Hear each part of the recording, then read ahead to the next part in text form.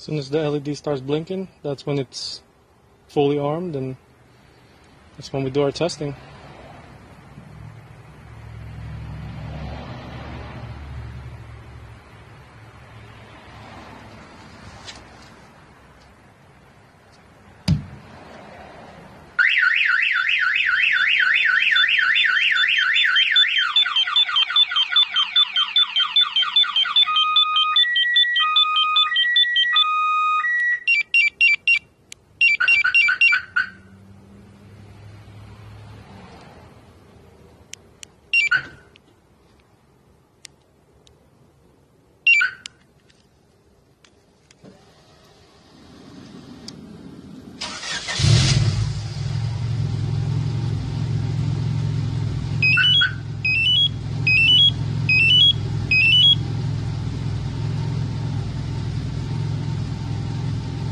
Overall, it's a pretty nice unit, and it's pretty affordable.